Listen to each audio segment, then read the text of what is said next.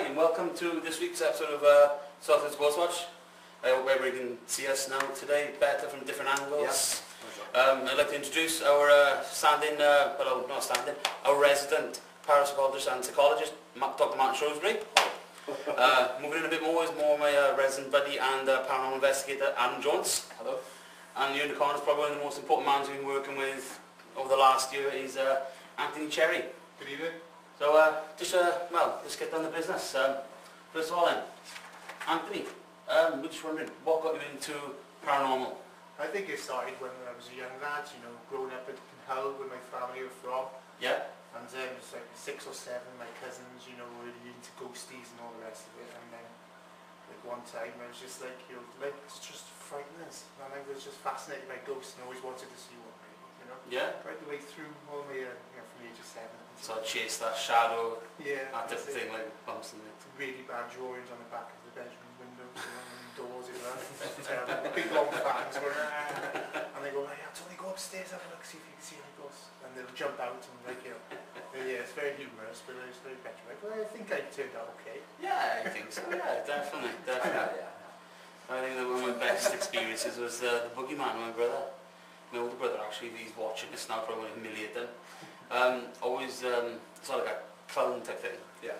And when we were growing up, it was like, you know, oh, don't look at the doors, the water doors, because the boogeyman's going to be in there. Yeah. So petrified that I have nightmares. Well, I used to watch the Outer Limits, and that scared me. From a young age, you know, I remember that. I was born in the 80s, you see, I remember growing up watching the Outer Limits, and I used to watch Dr Terror's House of Horrors as well, on a Friday night. But I still camped into my grandpa's house, you see, at my grandpa's house, and we used to watch horror films every Friday and Saturday, you know, it's quite mad. Kind of like me, I suppose. I was really interested in horror films. I should be watching them. I mean, watched the American Werewolf in London when I was about 7 years of age. Stay off the moors, lads. Yeah, and so recently I had this real massive phobia of werewolves. Yeah. And I don't know, I was watching an 18 class film when you're 7. No, it's not a good idea at all. No. I did it exactly the same. Exactly the same. Right then, so I guess we need to move on. So, what was your first ever location? Oh, first ever location? God, this is going back a while now. I mean, probably, I think it's probably like 2003, 2004, I suppose. Yeah? When I started out pretty much in the paranormal side of things. Mm. And I did this paranormal diploma course on the home study thing. And then I put my own little ghost club together down in Portport. That's right, yes, I remember. Yeah. Yes. And we did some haunted pubs and things. And there's one particular instance which was the Farmer's Arms, which we had really good results. And there's one part, it was about 1, 2 o'clock in the morning, and me and my friend was with me. And we just like, footsteps come from nowhere really, and they just like walked straight past us as if it was and we were like, oh, what's that, you know, trying to find out what that was, and it's like, still to this day, it's like, wow. Because the Farmer's Arms, wasn't that something to do with pirates or something? They had smugglers' tunnels, that's the smugglers pub in... Is that the one I'm thinking of, a graveyard? No, the other one was Johnny Sailor. Yeah. Close enough. Yeah, close enough. I always still get confused. Norwich, Newton, there's 2 villages in Portugal. I don't know which one is which. But yeah, but we never did get to the Johnny Sailor. No. We believe it or not, meaning to go back. Oh, cool. But we shall hopefully cross fingers if they're watching. Keep down quite shortly, hopefully. Yeah. What else? Oh, now, very interesting thing to me actually, because it's got interesting views. What got you into what you're doing now, shamanism? Shamanism, I think, because I've been right the way through my life up until this point, really, always been interested in otherworldly things such as ghosts. Starting off as a kid, turned my hand to real bad Wicca, I suppose, in my teens, and I put my hand in and gone burnt, really, I suppose. So I was like, oh, shockingly big, because I mean, like, you're naive in these teens, I suppose. And through then, into my 20s, started going down some spiritual mediumship, when sat in some close circles, and started to think, oh, I would become a spiritualist medium, I think. I'll give turn my hand into that. And from there, really, through my 20s, which has turned out to be a bit of a drunken blur, if I'm being honest with you. I guess next year I turned around 31, and I was like thinking, all right, okay, I really want to get back into this because it's really close to me. I feel like I could, do something with this field of the occult, paranormal, whatever you want to call it. And so I thought, okay, I'll just go back into this mediumship stuff, see if that warms me. And then I enrolled in a course down in Swansea, the renowned psychic medium, which is named Stephen O'Brien, and enrolled on this course called self-awareness. And me and my wife at the time, my wife were thinking, why are we going on this course for? We know everything there is to know about everything.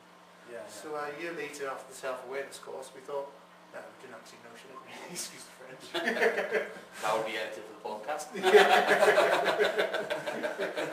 And so that was great, I really recommend anybody who wants to do any esoteric work or anything like that, any deep work, connect with you. Because the best tool is to get to know yourself really. And start off, find out where you are emotionally and where you are physically. And then you'll know what's help and what affects other people or other locations. So moved on to that, that's one thing I would look at. Definitely. Well, that covers the next question, which would have been your course that you did as well. So yeah, we pretty much covered that.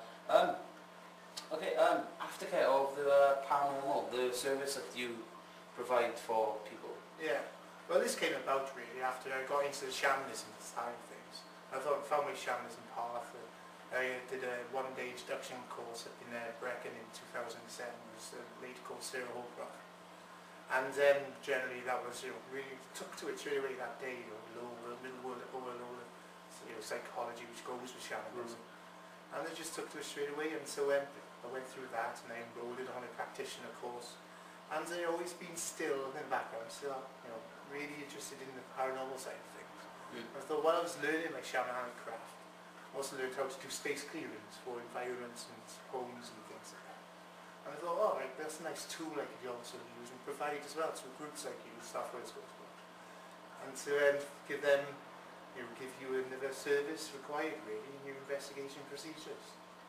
And that's how I got in touch with you, and here we are now. That's true, we have used Anthony quite a few times, haven't we? I say used as in the, in the good terms, not the bad terms.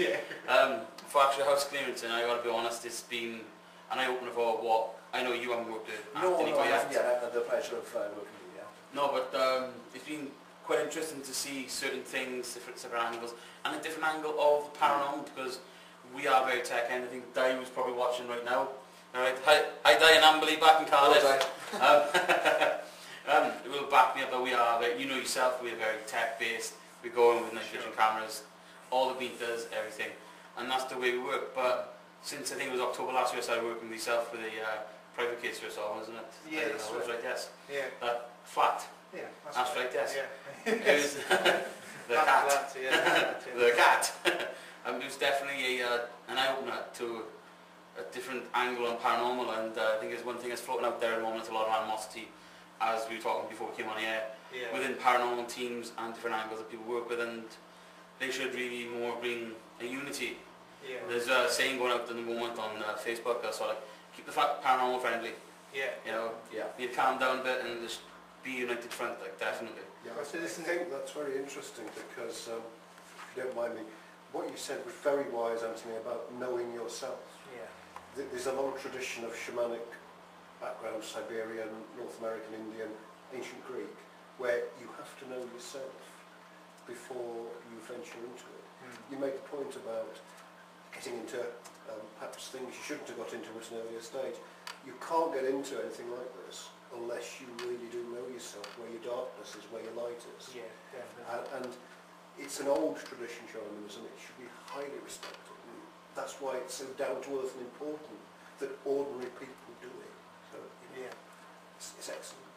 I mean, to make another point, with shamanism, it's not this great guru thing which has been made out. And it's not necessarily, when people think of shamanism, they think of Native Americans. It's older than that. It originated in Siberia 40,000 years ago. That's right. So that's where it came from. And with the shamanistic inputs towards the paranormal things, it's another tool for you guys.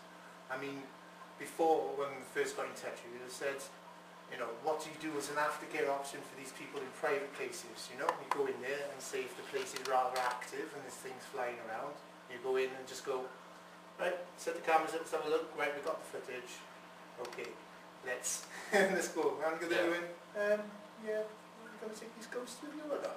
And you're like, right.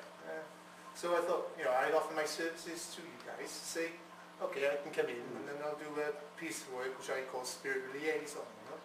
So I'll go in there and do my shamanic techniques and to tune into the home and see what the cause and what the effect is and take it from there. It's definitely an interesting interesting angle. The shamanic idea of soul retrieval, Sure. rescuing people who've been emotionally damaged. Yeah. This is why it's so powerful. And if you said no gurus, no, you know, if you are going to go into this, as I mentioned before, you do have to know yourself. And that's why your stuff is so practically useful. It's great. Yeah. Cool. I think we covered there as well. Shaman's point of view of aftercare with that as well. I think. So I guess Must be psychic. That's why I thought I was psychic as well, but... psychic or sidekick. Psychic, yeah.